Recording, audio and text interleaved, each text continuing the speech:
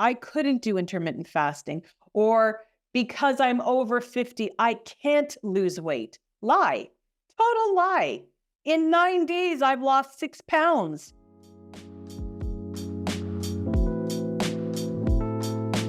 Welcome back, everyone, to another episode of a Mindset Medicine podcast. I'm Katharine Loucaidou, your host, and I am really glad that you tuned in to the very first episode of 2024 with me. I'm a little delayed. I'm a little stuffed up, congested after my trip away, but I am going to go into all of that. But today, we're going to talk about the lies that we believe. And we're going to expose some of the misconceptions that there are around entrepreneurship, around sales, around our lifestyle changes, and our wellness. I have a whole slew of clarity around so many different topics. A lot of it has stemmed from my trip away, but in general, I have had the last, I'd say 5 weeks to really think about and focus on what's truly real, what's a lie, what are things that we tell ourselves that really aren't true, but we believe that they are just based on our own perceptions and also our own experience through them or lack of experience. So we're going to just dive right in today. However, I do want to ask you a favor. If you have been tuning into this podcast or watching the videos and you like it, you've enjoyed listening to what you listen to, subscribe, listen, follow me along so that you can get the newest shows that do come out. That is what helps this show to grow. And, I don't have ads and I don't do any of that kind of promotional stuff. I just love the fact that you're tuning in and we're going to spend a little time together. So there is a really exciting announcement coming next week. I mean, it's really exciting. And I am going to have a giveaway for this exciting announcement. So tune in next week. We are going to dive into a very fascinating subject, which is where the surprise comes in. So don't forget, set your calendar, tune in to when this comes out at the middle of next week, because it's going to be really good. So today's episode, the lies we believe.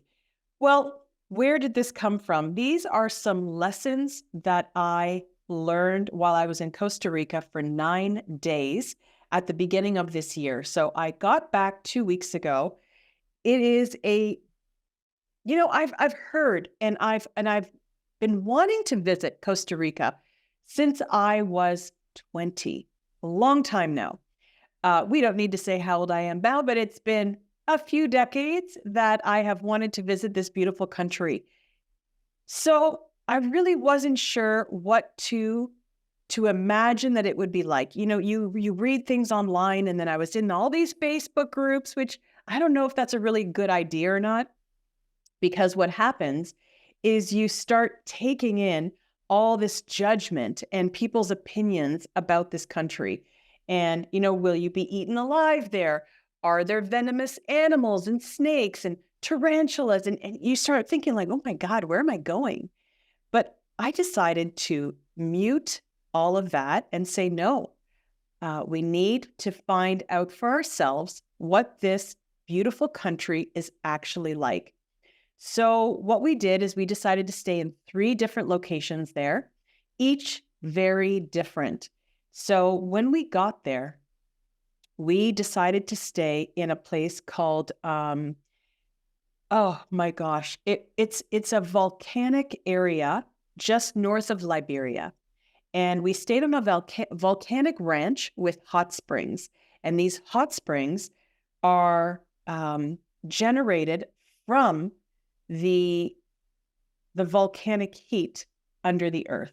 So it's phenomenal what they've created. There are all these hot springs, and if you understand Celsius, they're between 38 and 41 degrees Celsius. And in Fahrenheit, they were somewhere between 109 and 115 Fahrenheit. So really warm water. And we were able to go around and sit in some of these, and it's overlooking this beautiful river that goes by you. And there is a bridge. What do they call it? Oh my gosh, it's like a swinging bridge that you can walk across. And on that side, there's actually volcanic mud that you can cover your body with. You keep it on till it dries. And the whole experience was just magical. And you stay in a pretty conservative, I'll call it hotel room.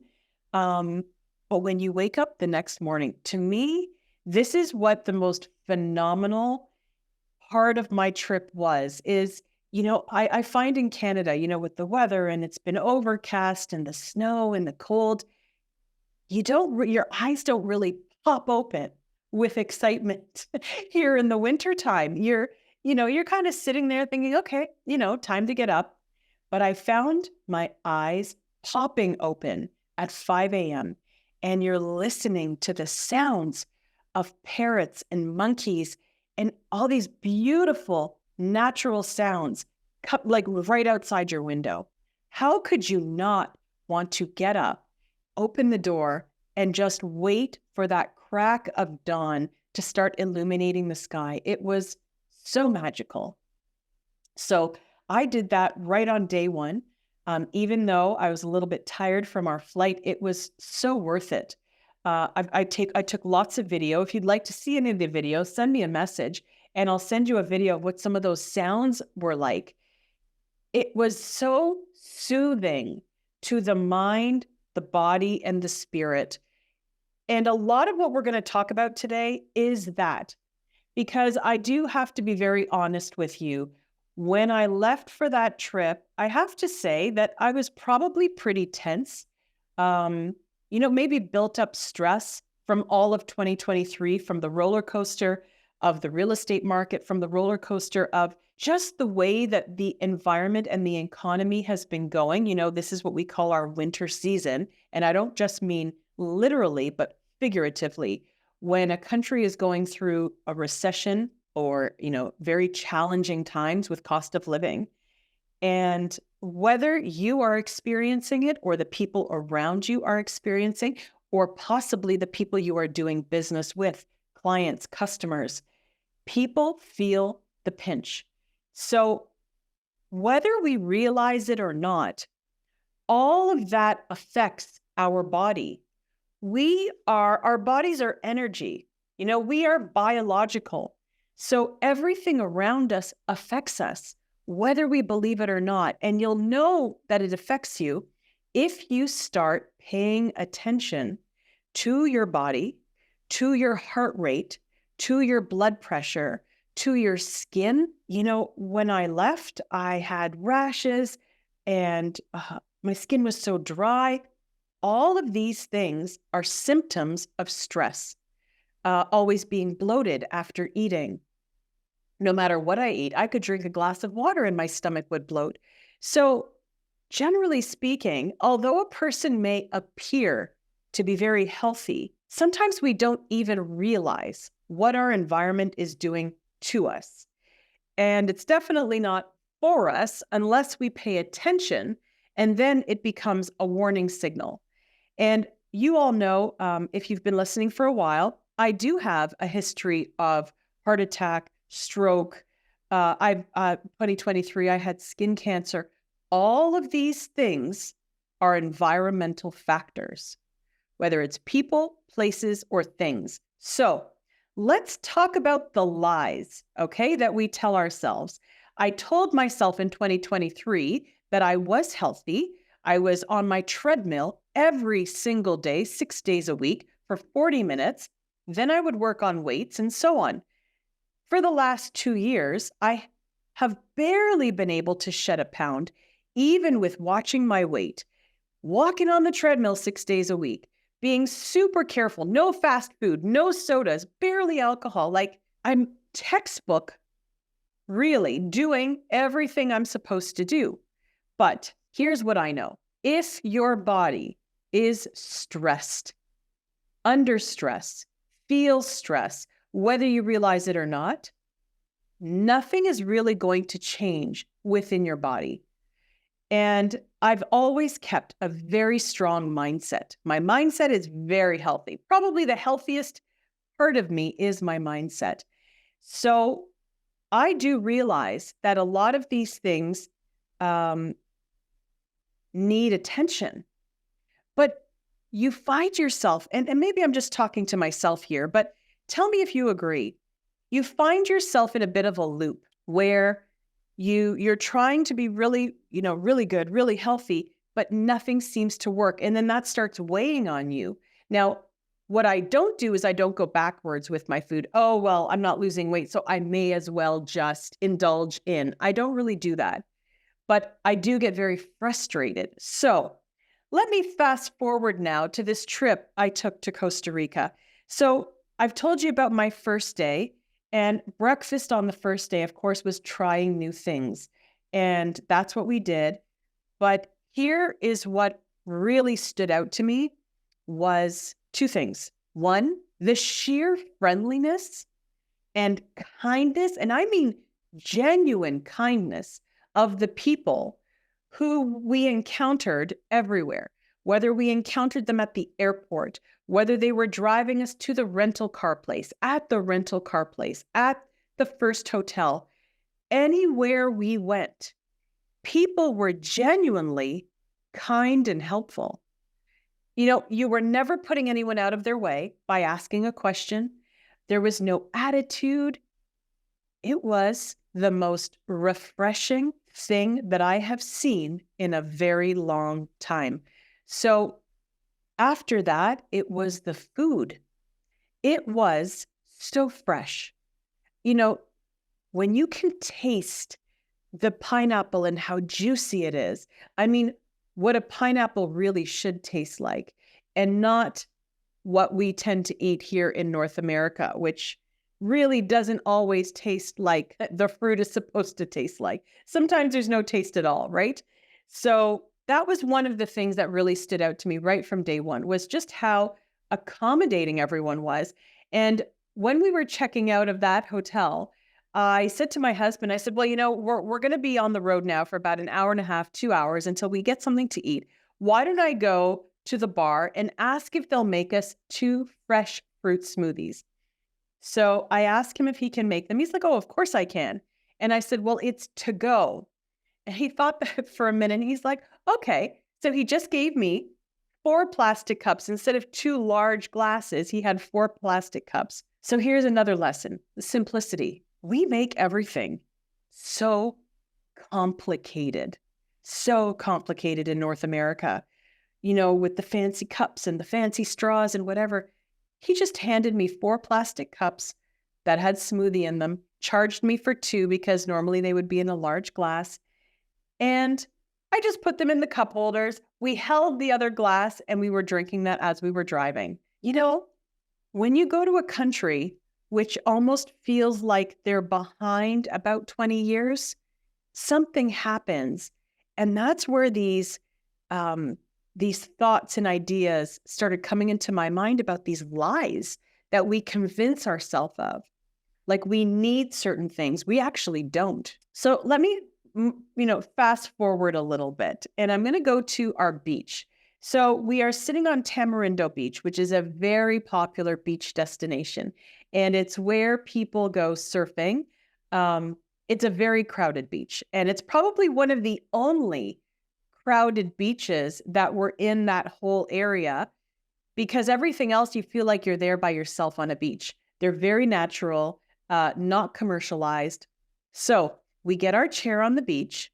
It's the only time we actually rented chairs on a beach. Every other time we had a mat and we were sitting on the sand, because the other beaches, like I said, were almost uninhabited. So we're sitting on these chairs and it begins. The vendors come out, and there were so many vendors walking up and down the street, up and down the beach. So they're walking back and forth. And I mean, almost creating a trail in the sand. They were going up and down so many times. And here's what we saw. There was a man holding this massive styrofoam box that he had sunglasses inserted into. There was a man who had a knapsack full of handmade wooden salad bowls of wood from Costa Rica. There was a lady selling coconuts from her cooler box, which she was dragging around behind her. There was a man who had these laminated menus where you could choose a pineapple, which he would go back somewhere, I don't know where, and they would put in pina colada inside it. But he had this menu of different options. There was a young guy, and he really impressed us. He didn't look older than 15 or 16, and he had a tray of fresh empanadas, and they were all stacked on this tray. The tray looked like the kind of tray either your mother or grandmother has in the kitchen, with the cloth on top. And he was just walking around chair to chair to chair, asking if you'd like to buy an empanada from him. And this went on. And these same people would go back and forth. And some of them had competition on the beach. There were 2 people selling sunglasses. There was only one empanada, but there were 2 people selling drinks. There were 2 sets of people selling coconuts. They were not working together. They were, quote, competitors. So I feel like I am a social scientist. And I say this because the human interaction between people really fascinates me. And I'm fascinated by the way that people, they do things, the way they think, and how it all unravels in front of me. So here I am sitting on my beach chair, enjoying, the sound of the waves and the sand, but watching these vendors go back and forth and stopping at my chair at least 11 or 12 times during the day. And we were there all day long. They were polite. They were never pushy. They just asked you if you'd like it. They would change up their pitch every now and again when they would come by, but they did not give up. It did not bother them that they were going in front of the same chairs, asking the same people 11 times, 12 times. Didn't bother them at all. Now, here's what's interesting. On about the 6th or 7th time, I started buying stuff. I said no the first 6 times. And on the 7th time, I bought one of those wooden salad bowls.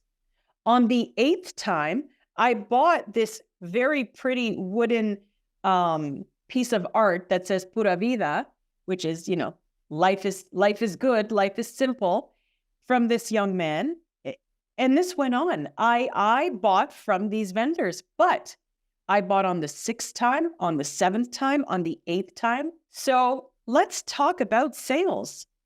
Let's talk about the way that people, once they get the hint of rejection, they stop working. If these vendors in Costa Rica on Tamarindo Beach were to walk away after the first rejection, they would never have gotten my sale on the 6th time, the 7th, or the 8th, let alone every other person on the beach who, after a while, all started ordering drinks.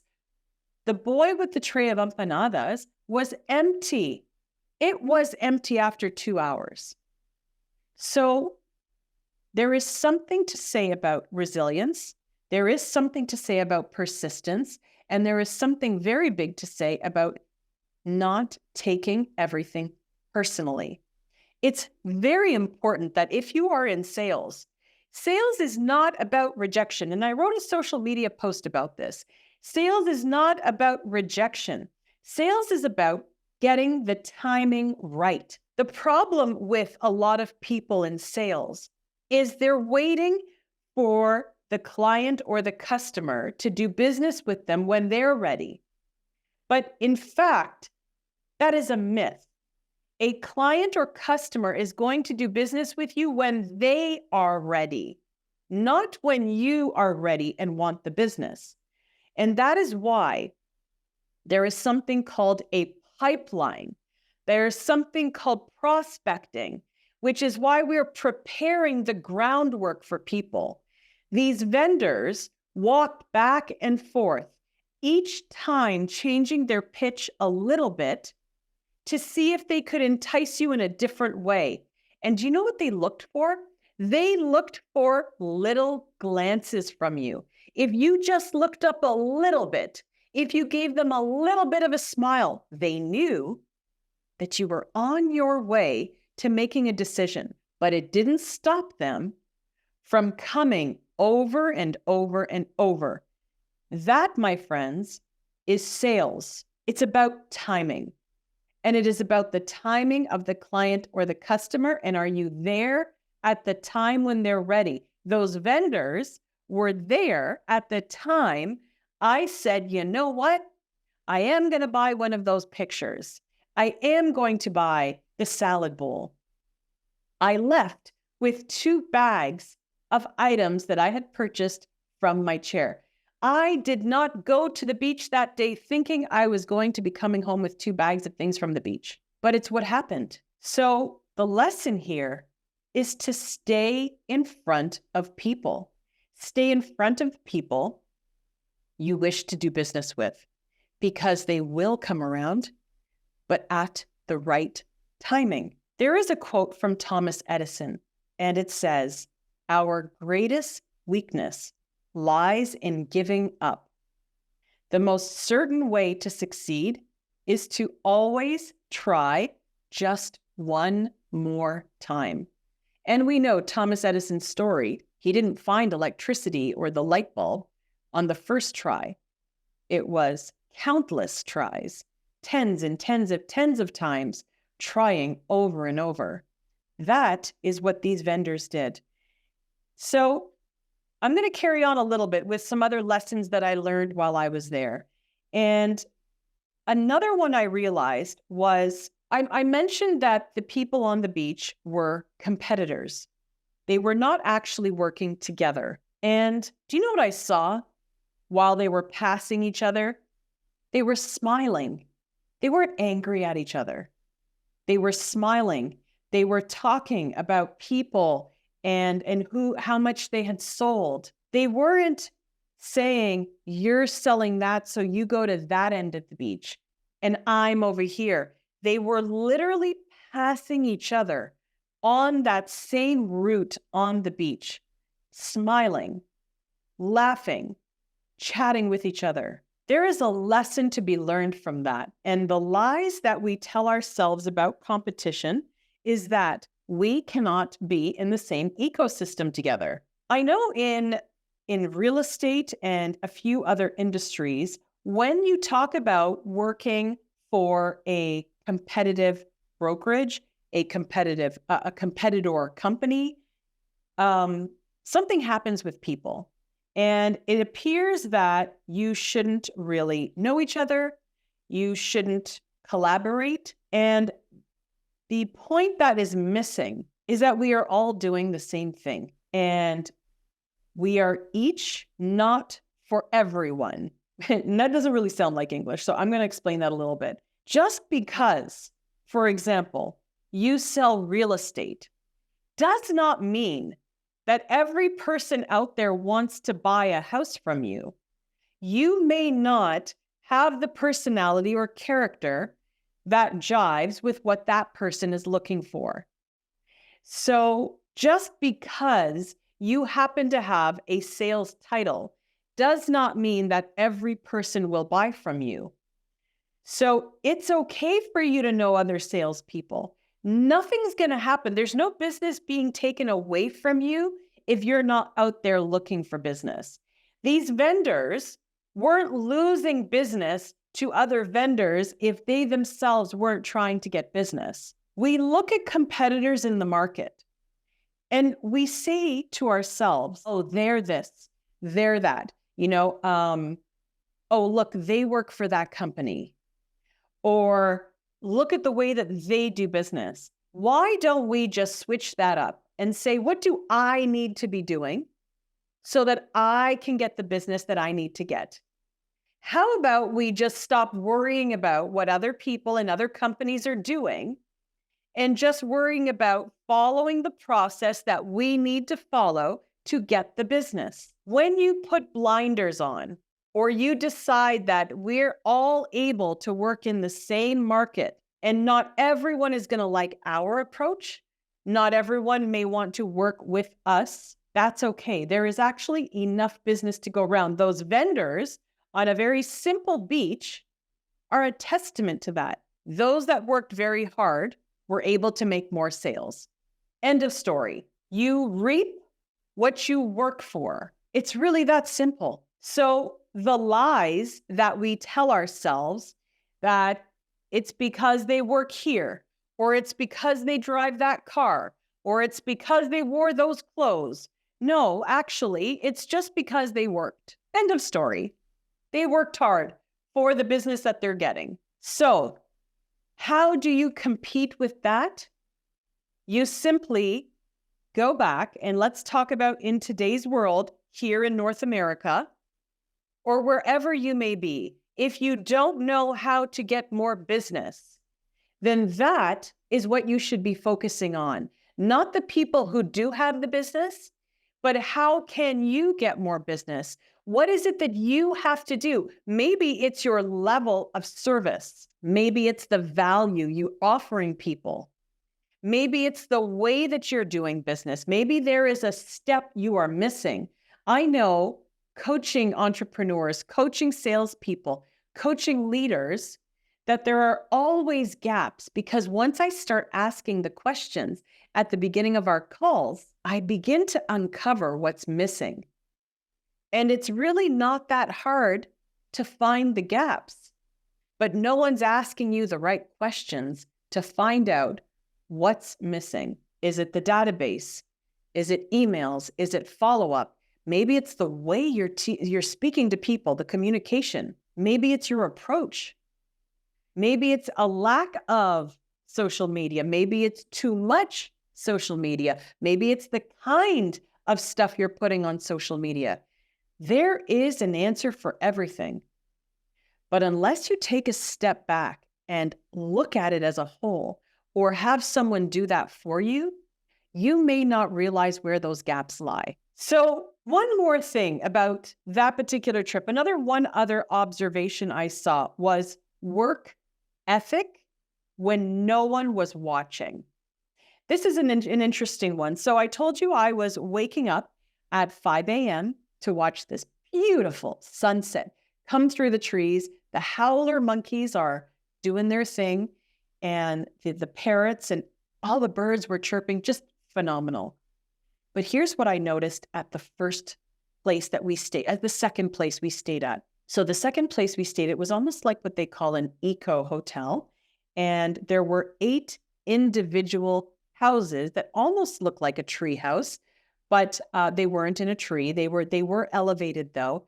Beautiful, modern, lovely verandas outside to sit on. And because it was a compound and there was a gate, so it was very safe at night, whether it was safe from people or safe from animals, it was very safe. And there was a security guard who worked from 10 at night till 6 in the morning. Here's what I observed on, I believe it was my 3rd night there, my 3rd or my 4th. I woke up really early one morning. I think it was about 4:30, 4:45. Everything was still dark. Even the animals were very, very quiet in the trees. So I decided it was just this beautiful temperature outside. So I went and I got my bottle of water and I sat outside on the balcony. Everything is dark. You can see the shadows of trees, and you can see, like, you know that the sun is just about to start coming up because the sky kind of goes from a black to like a very light gray purple. And I see the security guard and he's down by the pool. He obviously has instruction that he needs to be walking around the premises. And every hour he does a round with his flashlight, because during the night, sometimes I swear I sleep like I'm half awake sometimes. I don't know, any of you are like that, but it's like you can almost still hear things while you're sleeping. So I would see that kind of flash of light come through the curtains every now and again. But so there I was, and it's about 4:45 a.m. and he's down there by the pool. He could very easily have just pulled up a chair behind one of the walls where the pool is. No one would have saw him, and he could have just napped.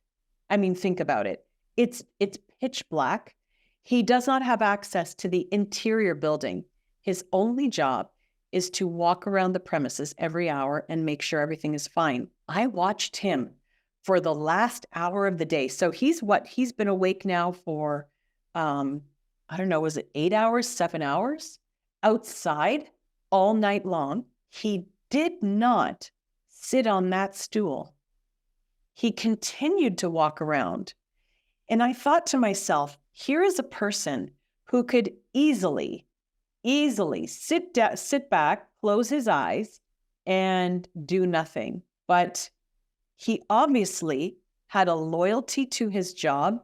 He has a work ethic that I'm here to do this. So this is what I'm going to do, whether anyone sees me or not. So that's something that I wanted to remind you of, that there are days, especially if you're an entrepreneur, where you may not want to work.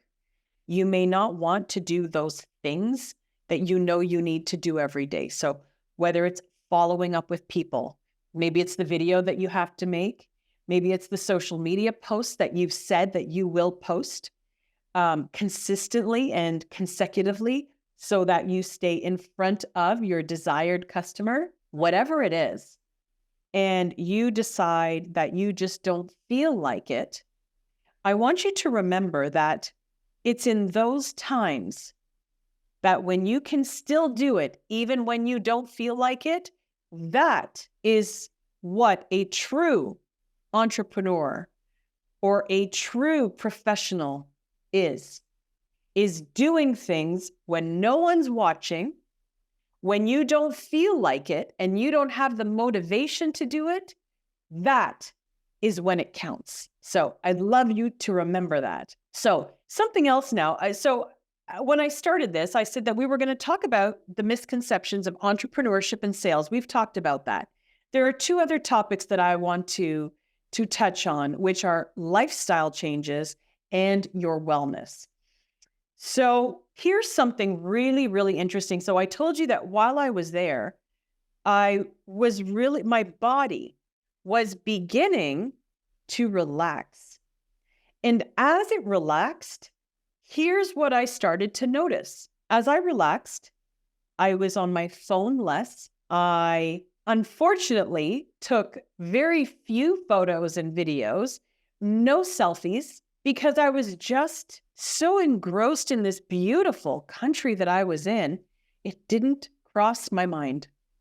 It wasn't on my radar. I wanted to take in this beautiful atmosphere. And as my body started to relax, guess what happened? The rashes went away. The bloating went away. Here I am in a new country, eating food that I've never eaten before. My stomach has no problem. And one night, I actually get a lot of hives and rashes from drinking red wine, most wine. And it has something to do with the tannins in it. And it's almost like an allergic reaction. So I actually one night said, oh yeah, I'm going to have a glass of red wine. Let's test this. And this is about day 4, day 5.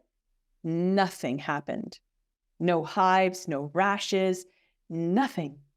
I just enjoyed that glass of red wine. So lies we tell ourselves. I told myself I was fine, I was healthy, and the rash is just because it's so dry here in Canada, or it's because of this, and we make up excuses. No, it's because my body was under stress all the time that I most likely partially created, right? It's from the stress of not having patience, maybe when dealing with a client or a customer or a person, whatever it is. It is our reaction to things around us.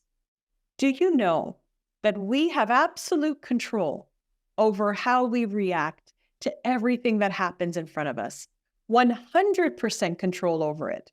We may not have control over the outcome for someone else and how they're feeling, but you most definitely have control over your reactions to everything that happens to you. And every time we react in an angry way, or we get annoyed, we get frustrated, We blow things way out of proportion than they need to be. Even the slightest little thing will set you off. I didn't notice any of that in any of those people in Costa Rica. As simple as they live, and they do live very simply, none of it. You should see the way that they drive. It reminded me of living in Cyprus. We'll just say that it's a little on the crazy aspect of driving and, turning where there are no turns and making a U-turn if they feel like it, just different kinds of things. You're really parking on sidewalks. It really reminded me of when I lived in Europe. But there was no one honking their horns. No one was getting angry. It was pura vida, a simple life. Just chill. And as my body started to relax because of that, here's something else I started noticing. I did not feel like I was gaining weight while I was indulging in these wonderful, freshly made foods. So let me bring you to a new lie that I now understand is a complete misconception. I was doing some research while I was away on intermittent fasting. I've read about it, I've heard about it, but I convinced myself that that wouldn't be healthy for me because after my heart surgery, I won't get into a lot of details, but if you have a lot of acid in your stomach, I had to take a lot of aspirin, so my stomach was always very upset. So I thought to myself, no, my stomach can't go without food for 16 hours, 17 hours. That's impossible. I can't do that. Well, I decided that since I was wrong about every other thing after being on my trip, I may as well start intermittent fasting when I get home. So I have now been home 9 days today, and I started the intermittent fasting on the Tuesday after I arrived home. I arrived at 11 p.m. on Monday night, and on Tuesday, I started intermittent fasting. So I did not eat my first meal until I believe it was 11:30 a.m. on Tuesday. So today, as I record this, it is Friday, so I think I'm about 9 days in. For 2 years, I have been trying to lose weight. Like I said, on the treadmill 6 days a week. Very careful about what I eat. Don't eat fast food. I don't drink sodas. Very limited alcohol. I don't eat sweets. I don't do any of that. I would not gain weight, but I could not lose weight. Since I have been intermittent fasting, since last Tuesday, for 9 days, I have lost 6 pounds in 9 days. Now, if you are listening to this and you are in health, or you're a health practitioner, or you're in fitness, or you're in diet, whatever that is, you may say, that is way too fast. Well, I'm here to say it absolutely is not, because it is not a fad diet. My food is very healthy that I'm eating. I'm just eating in shorter windows. And I find that I am not hungry. I drink, if you're watching this video, this huge Yeti 30-ounce thing of water, and I drink about 1.5 of 2 of those in the morning. I drink a cup of Costa Rican coffee, which I found is absolutely phenomenal. Those of you who have not had it, it is truly remarkable. The taste. I was never actually able to drink a full cup of coffee before because my heart would start pounding and the acid. None of that happens with this coffee. So I don't know. It's like it's meant to be that I am associated with Costa Rica now. But these are lies, right? That we believe that I couldn't do intermittent fasting, or because I'm over 50, I can't lose weight. Lie. Total lie. In 9 days, I've lost 6 pounds. So that's an absolute lie that I tried to convince myself that being over 50, that it's just a natural fact of life. So here is what I'm telling you, and I'm declaring now that by the first week of July, which is in 5 months from now, I will have lost 30 pounds. That's my goal before I go on a trip to Europe. I have probably been trying to lose 30 pounds since I had my firstborn 26 years ago. So I'm just going to keep on it because I no longer believe the lies I've been telling myself. Let me put it that way. And I will be doing a different type of exercise routine, which will involve likely less cardio, more weight, but weight that my body can handle. I'm not worried about what I see on social media and what I'm told. I have to wake up at this time and I have to eat. To me, I'm listening to my body. That's what I'm doing. And I'm doing what I thought I couldn't do. And it's absolutely working. So if you would like any other information about, what it is that I am eating in my 7-hour window, I'd be happy to share that with you. Send me a message. So here is the last part of what I would like to talk about, which is your overall wellness.